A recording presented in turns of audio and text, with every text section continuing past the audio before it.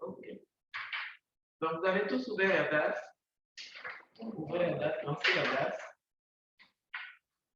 Quand on ouvre Airdas, voilà normalement l'aspect ou la physionomie du logiciel. Qui n'a pas cet environnement-là devant lui? Tu as ouvert Airdas. Qu'est-ce que tu as? Tu réinstalles Airdas. Même chose. Ça ne fonctionne pas. Ça marche pas. Est-ce que c'est la bonne version aussi de... Non, pas par rapport à Airdas, mais c'est-à-dire votre ordinateur. Est-ce que les spécifications pour que ce Airdas-là correspond aux spécifications de votre ordinateur? Peut-être qu'il y a ça aussi. Il ne vous a pas dit les contraintes, non? Toi, c'est installé, ça marche. C'est cet environnement que tu as.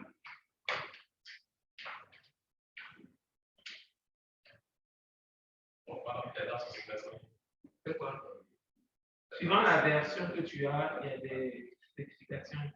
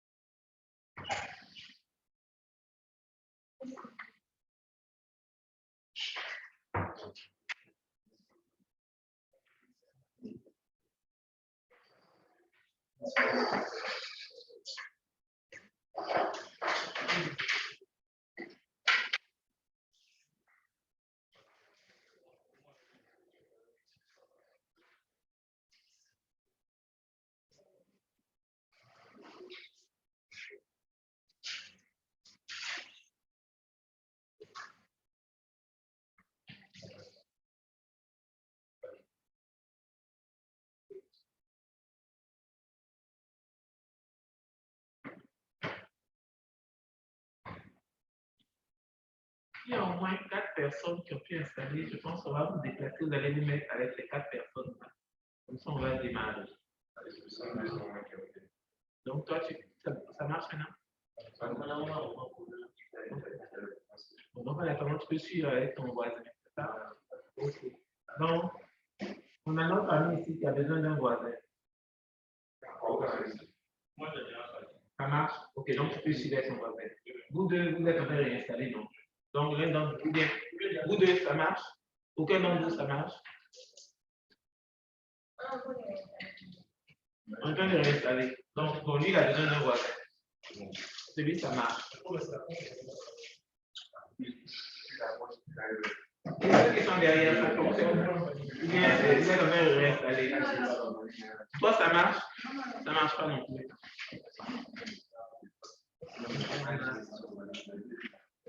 Ça fait 2 machines où ça marche. Non, 3 machines. On va déjà démarrer avec. De toute façon, vous allez nous suivre en même temps. Donc, quand on ouvre Airdas, voilà l'environnement sur lequel on tombe.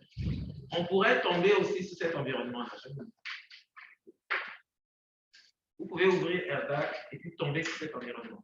Au lieu d'avoir la vue, vous avez la page qui est grise comme ça. D'accord? Quand vous tombez sur cet environnement, ce qu'il faut faire, il faut aller sur File, New, et vous lui précisez ce que vous voulez. Nous, c'est 2D. Donc, on va dire 2D View. Et voilà, il vous met le noir qu'on avait tout à l'heure. D'accord? Mais il peut arriver qu'il vous ouvre Airdas sans la vue. Donc, quand il n'y a pas la vue, vous allez la chercher avec File, New et 2D View. Vous avez ça. Donc là, il est prêt à recevoir l'image que vous voulez afficher. OK? Et l'image en anglais, numérique, là, comment on l'appelle? Quel est le type? Je ne vais pas parler de type. Il y a deux types d'images. Là, tu parles, en fait, tu vas parler de voilà, d'extension. Et lorsqu'on veut afficher une image, là, il y a deux types. Quand on veut afficher des données, je ne vais même pas parler de quand on veut afficher des données, les données peuvent être de deux types. Il y a quel type? Type raster ou bien donc matriciel, type raster ou bien le type vecteur. D'accord? Donc là, on veut une image numérique, donc on veut que ce soit sur le type raster, les pixelisés. Donc vous allez aller sur File. Et là, vous voulez ouvrir quelque chose qui existe. D'accord? Donc on va aller où? Si tu dis new, c'est que tu veux le créer. Donc c'est open. Open. Je vous envoie dans cet environnement. Très bien, on va aller chercher raster layer. Et on veut une couche raster.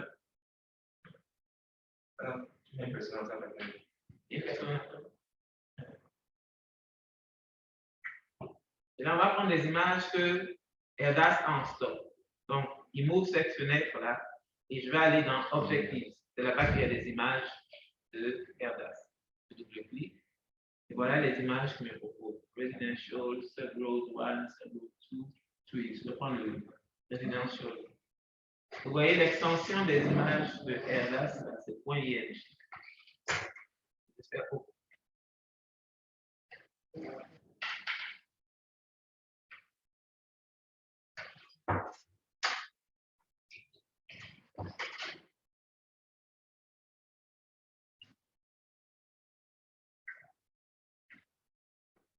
ça marche.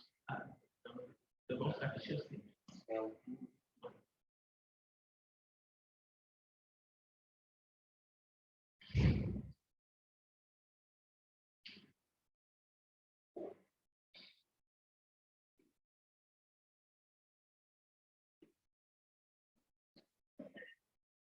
Bon. C'est pas encore. Ok, comment je prends d'accord.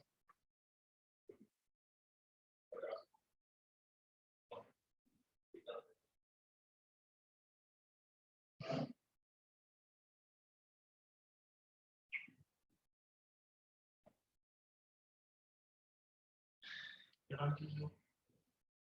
Tu as choisi lequel Residential ou bien? Oui. Ça n'affiche pas encore.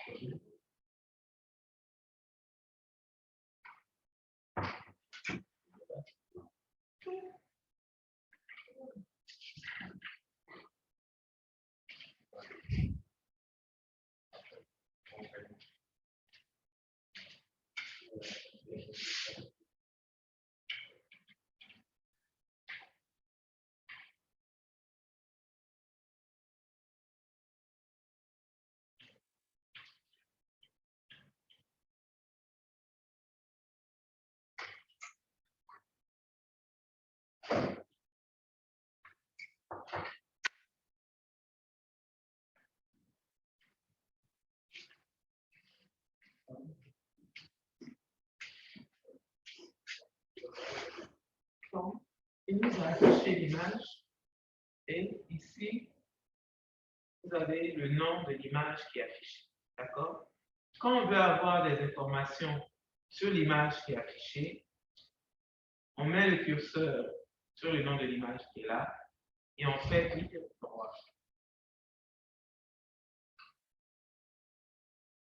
Ça, c'est la première possibilité. Et vous allez sur, il n'y a pas metadata. Okay.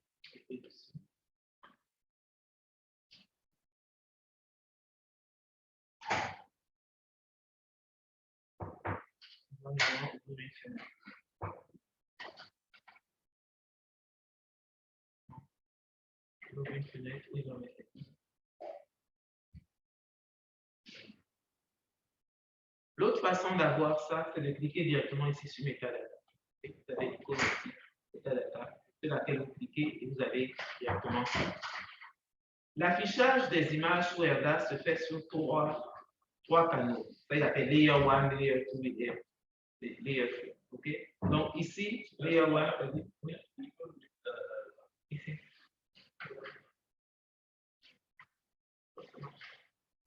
Donc, là, pour le moment, ce sont les données sur le premier canal. D'accord? Donc, voilà toutes les données. Je vous donne ici la projection, le type de projection dans lequel l'image a été faite. Il vous donne les statistiques, le niveau de grille. Ça va de niveau de grille 0 à niveau de grille 255, avec une moyenne de 135. Hein? La valeur médiane, le mode, l'écart type. Il vous donne aussi la hauteur et la largeur de l'image. Vous pouvez aussi afficher l'histogramme. Vous avez ici, cette icône là. En cliquant dessus, vous allez afficher l'histogramme pour cette couche. Et voilà, quand je clique dessus. Voilà l'histogramme pour la couche 1. Si je veux pour la couche 2, je n'ai qu'à venir changer ici. Parce que là, j'ai Layer 1. Je n'ai qu'à prendre Layer 2. Automatiquement, il va changer l'histogramme ici. Et les données par rapport à la couche vont changer. Okay? Ce qui ne changera jamais, c'est la projection. La projection de l'image est la même, quelle que soit la couche. Hein? Mais c'est par exemple les valeurs moyennes des niveaux de grille qui vont changer, les statistiques qui vont changer. Et l'histogramme. Et mon histogramme encore qui change et les valeurs qui changent. Donc c'est là qu'on a la métadonnée par rapport à notre image pour les différents panneaux qu'on a affichés.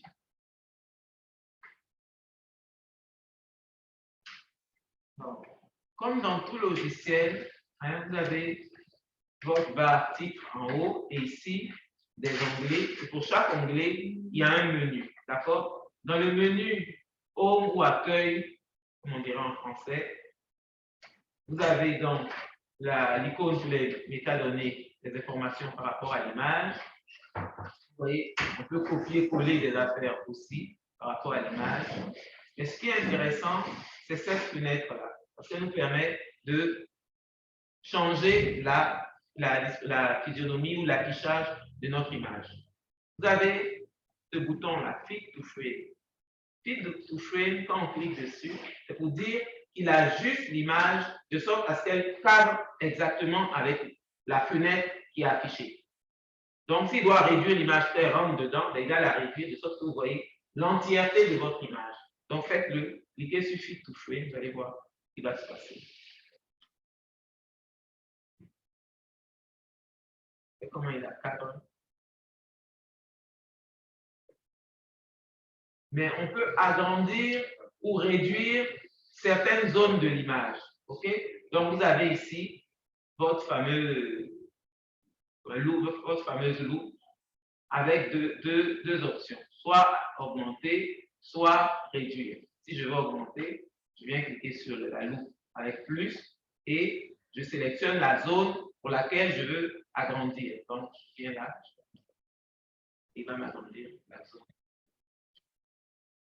D'accord. Et je vais réduire, je vais cliquer sur ma loupe, mais avec le moins, et je fais moins. Le reset, c'est pour dire de remettre dans l'ancien affichage, le premier affichage. Donc, vous voyez que les icônes qui sont là, on les a aussi ici. On peut agrandir, on peut toucher, on les a ici. Metadata aussi, on l'a ici. Je peux déplacer mon image à partir de la main, mais qui n'est ici pas là. Je peux déplacer mon image.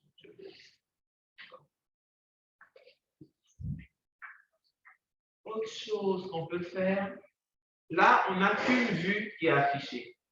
Mais si par exemple, je veux afficher plusieurs images en même temps, ou mon image, j'ai mon image originale que je veux afficher, j'ai mon image classifiée que je veux afficher, en tout cas, je veux avoir plusieurs vues, on peut le faire. Donc, on peut découper notre environnement qui est là, de sorte à afficher, à créer d'autres vues. Donc, vous avez ici Add View. Quand vous cliquez dessus, il scinde l'environnement en une deuxième vue. Donc, si je fais Add View, Create New, il me demande ce que je veux faire. Je vais créer une deuxième vue. Donc, vous voyez, il a coupé en deux. Il m'a créé ici. Donc, si je veux encore scinder cet environnement, je viens sur Add View, il me demande ce que je veux faire. Je scinde ça. D'accord? Et je scinde chaque fois en deux, en deux, en deux. Maintenant, si vous ne voulez pas, vous n'avez qu'à cliquer sur la croix qui est là, puis vous annulez. Si je ne veux pas une deuxième vue, vous n'avez qu'à cliquer sur la croix. Je reviens à mon. D'accord? On peut créer des choses comme ça. On peut même lier des vues. Vous avez une vue, vous pouvez lier plusieurs.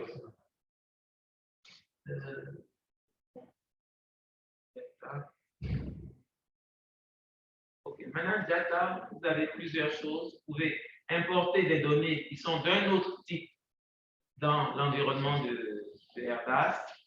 Vous pouvez vectoriser une image raster, un vecteur to raster, ou rasteriser, rendre en format matriciel des données vectorielles. On peut, on peut prendre, déplacer des données de Airbus vers PowerPoint ou vers Word. Travailler quand vous avez des rapports à faire, par exemple, ou des présentations à faire. Vous pouvez même me les mettre en PDF, en JPEG aussi. OK. Dans l'onglet raster, vous voyez, c'est ici là qu'on va travailler aujourd'hui.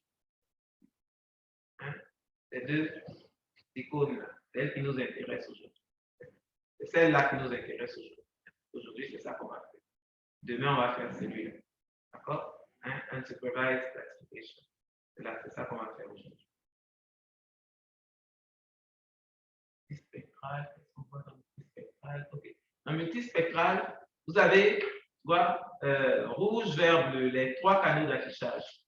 Et suivant la manière dont vous allez placer ces canaux-là, l'apparence de l'image va changer. Là, vous voyez, j'ai couche 1, couche 2, couche 3, couche 1 dans le canal rouge, couche 2 dans le canal vert et couche 3 dans le canal bleu. Si je change, regardez ce qui va se passer. Je vais mettre par exemple le canal, la couche 1 dans le canal, la couche 2 dans le canal 2. Ici, je vais mettre le 3 et le 1, je vais le mettre en bas. Vous voyez que l'apparence de mon image change. D'accord? Donc, souvent, c'est des choses comme ça qu'on vous demande de faire quand vous devez faire du traitement d'image. Parce que le fait de réarranger peut rendre plus visible certaines parties de l'image. OK? Cet arrangement-là va faire, par exemple, je vais distinguer une classe que je ne voyais pas dans un autre arrangement.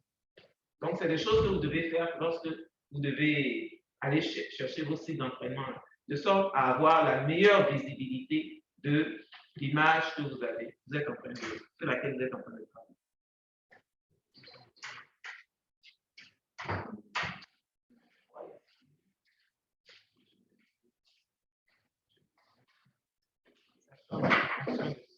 L'arrangement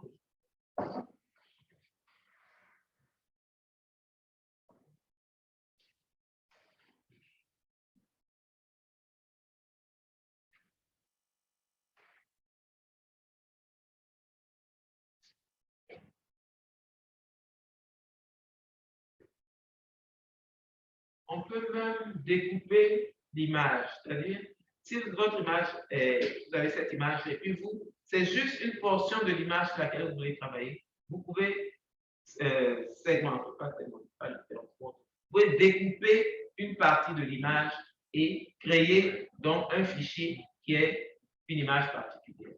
C'est chip, subset, un chip. Ça, c'est pour découper une partie de l'image.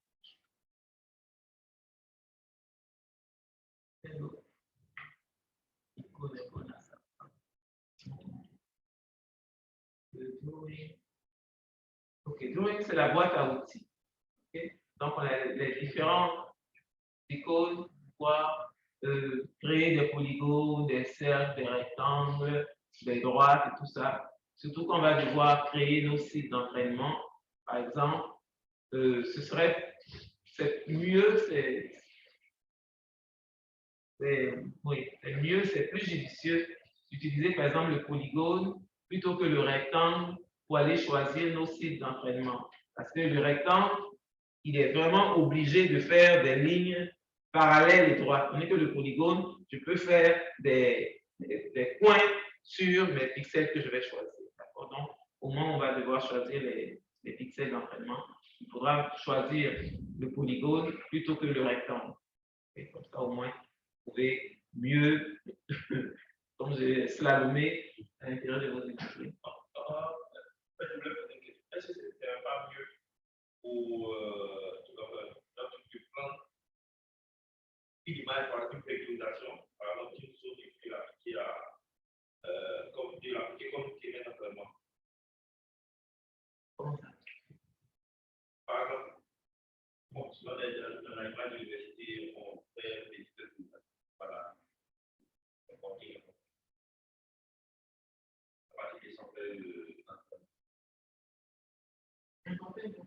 Pourquoi? En fait, voilà, nous voulons combattre un cas pratique.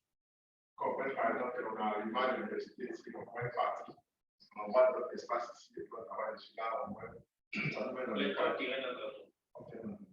Une suggestion, il fait quoi? Tu as une image de l'université? Non, on va s'entraîner sur une image que Yada en stop et on va supposer, puisque là on est en train de faire, bon là c'est non dirigé, on va faire autre chose, donc pas de souci. Mais par exemple, demain on va travailler sur une chose, la taxation dirigée.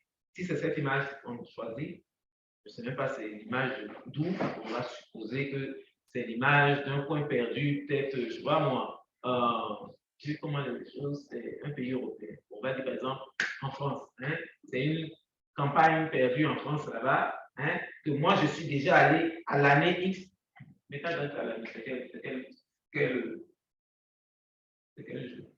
On va les connaître.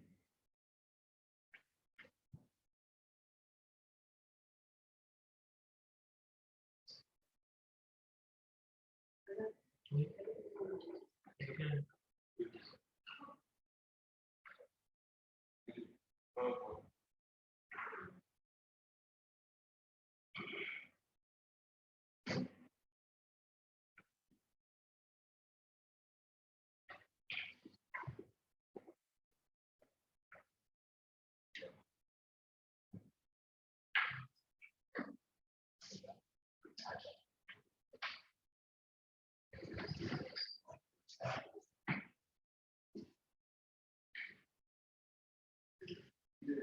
Je ne la vois pas.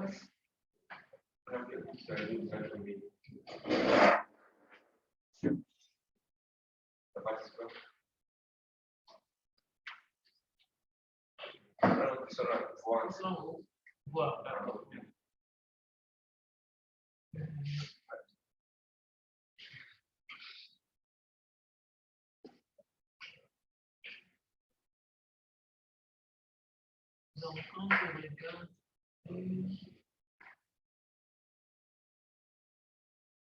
ok, c'est une image de 2007.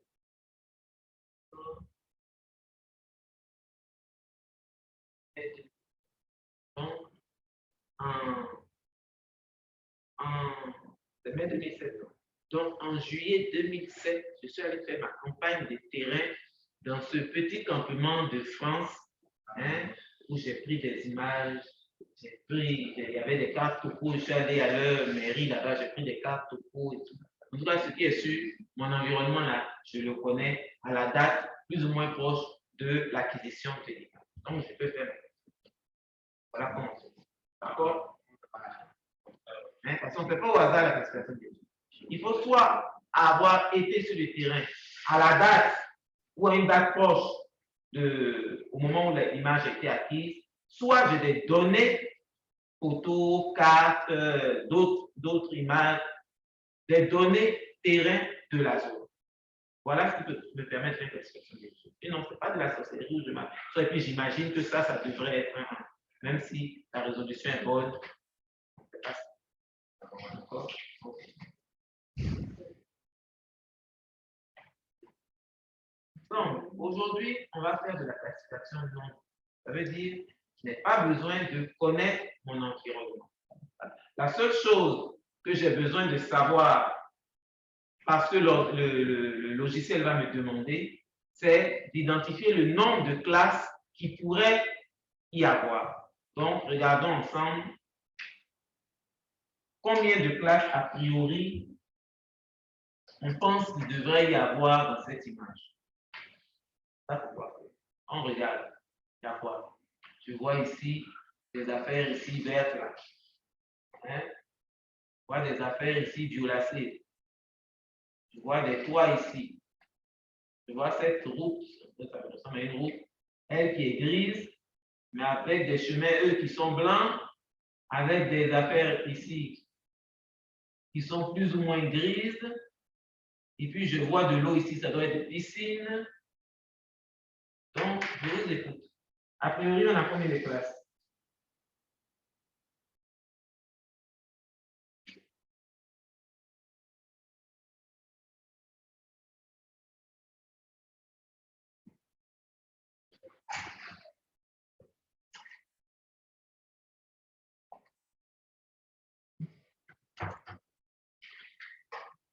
Vous avez combien de classes?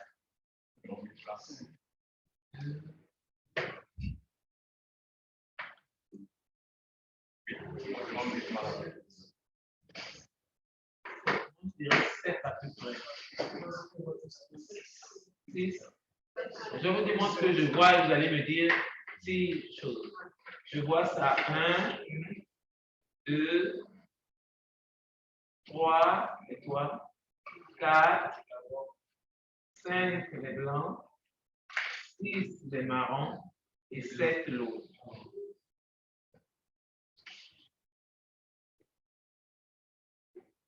Ou bien, je ne sais pas. Hein?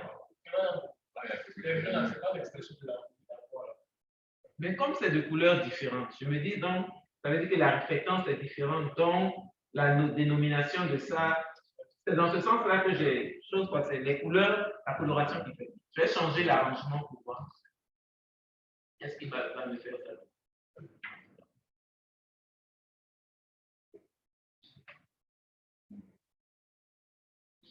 Ah, même là, c'est différent. Hein? J'ai un vert clair ici, j'ai un gris ici et j'ai un blanc ici. Donc, si là, on distingue mieux. Il y a un vert pur ici encore. C'est ça? Au niveau de la végétation. Il y a ici, il y a en bas ici. Et puis après, il y a les gens. Donc, on fait comment? Il y a combien de classes? On se retrouve avec 8 classes maintenant. C'est ça? 8 classes. Donc, on prend 8.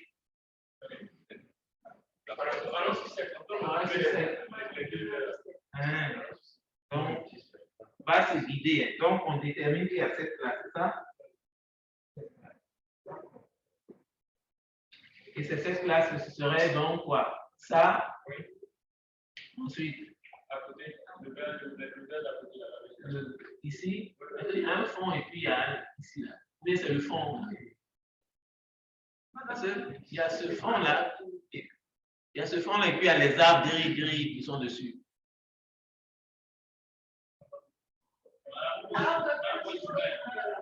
Ok.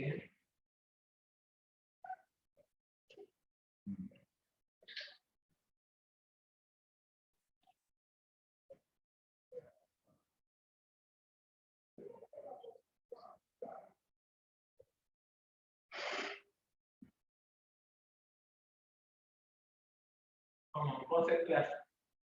C'est ça?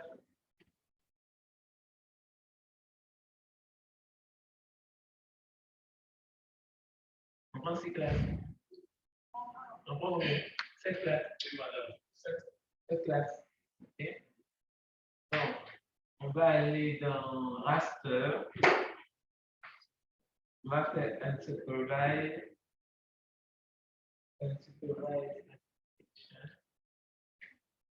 Donc, input raster files, c'est l'image qu'on est en train de regarder. Donc, c'est déjà donné. D'accord? Output raster layer, il nous demande le nom qu'on veut donner à l'image classifiée qu'il va faire. C'est celui qui va travailler. Donc, quand il va finir de travailler là, il va enregistrer ça sous un certain nom. Il vous demande de dire le nom que vous voulez qu'il donne et l'endroit où vous voulez qu'il le fasse. OK? Donc, on va aller ici, ouvrir, puis on va aller chercher l'endroit où on veut qu'il enregistre. Un conseil. Lorsque vous travaillez sur Airdas et que vous devez enregistrer des choses, le dossier dans lequel vous voulez qu'il enregistre, là, que ce dossier ne soit pas sur le bureau. Airdas ne voit jamais les affaires qui sont sur le bureau. Si vous créez votre dossier sur le bureau, vous ne verrez pas ce que vous êtes en train de faire. Créez ça sous le C ou sous le D là-bas. Là, vous pourrez voir. Mais si c'est sur le bureau, il y aura un souci.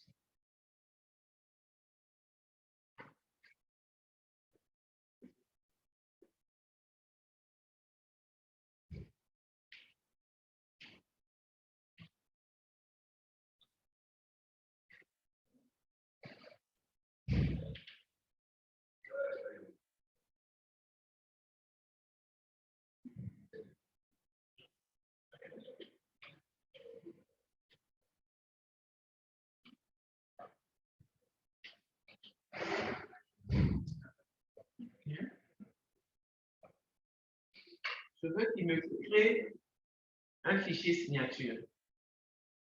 Parce que je vais vouloir utiliser à un moment donné peut-être les signatures qu'il a générées là. Je vais vouloir aller vérifier les signatures. Parce que je vous ai dit, avant de lancer la classification, il faut vérifier la séparabilité des classes créées.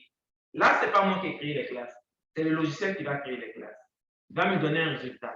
Mais pour pouvoir évaluer ou en tout cas pouvoir discuter sur les résultats, il faut que déjà je puisse savoir si les classes qu'il a créées là sont bonnes. Si déjà au départ, je me rends compte que les classes qu'il a créées là ne sont pas séparables, au moins je pourrais dire, ah, les résultats sont pas bons parce que déjà au départ même, il n'a pas su générer une bonne signature spectrale. D'accord? Donc, je vais aller lui dire d'enregistrer les signatures spectrales qu'il a créées. Donc, je clique ici, Output Signature File, et je vais donner un nom à ce fichier. Voilà.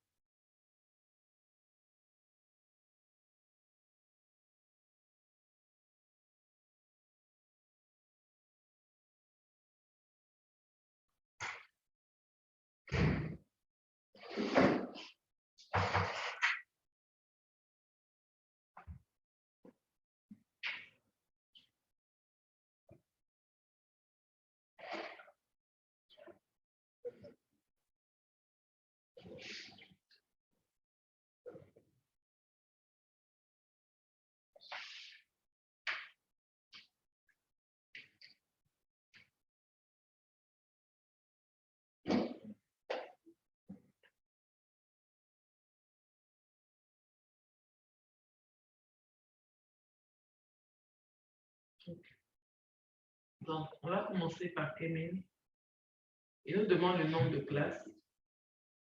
On a dit 7. Combien c'est?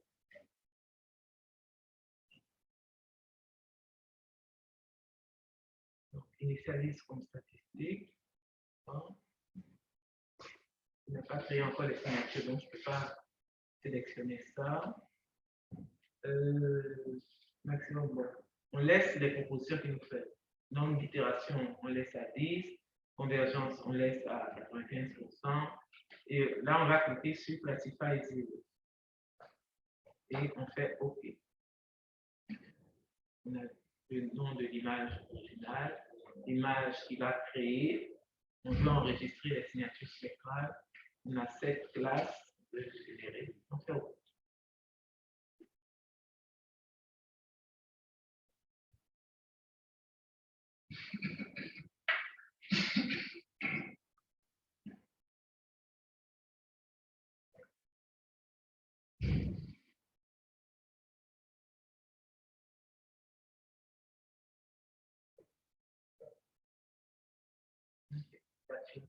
À 100%. S'il y a un problème, il n'ira pas jusqu'à 100%. Il va vous mettre un message d'erreur et puis ça va être rouge. Là, c'est vert, c'est bon. Donc, je fais close pour fermer la fenêtre. Je vais créer une deuxième vue où je vais aller afficher mon image classique. Donc, je viens à view.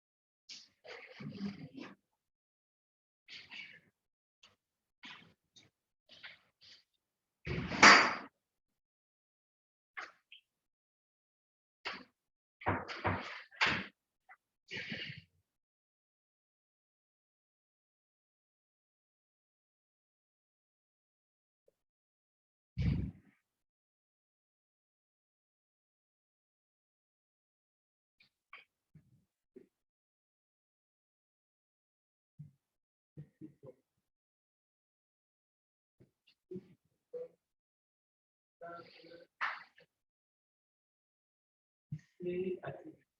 Ici, je suis venu sur le nom de l'image générée et à display attribut table. Tout le monde voit ça. Tout le monde a vu comment je fais display attribut table.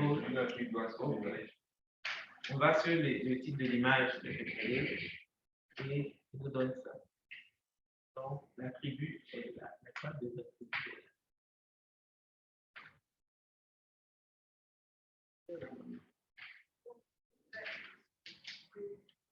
Je peux faire quoi?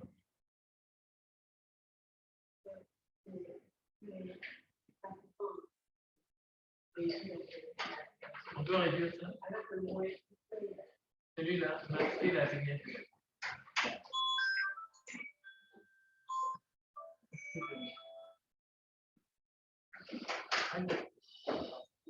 Oui. Non, pas encore.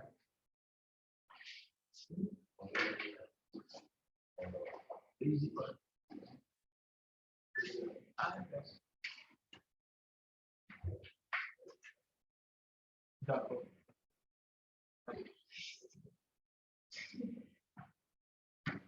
Oh, oui, bonjour.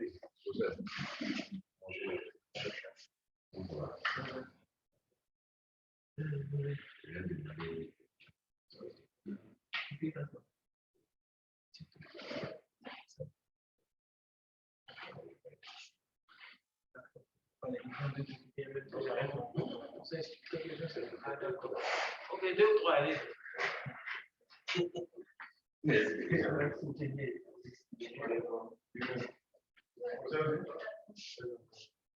On a une idée.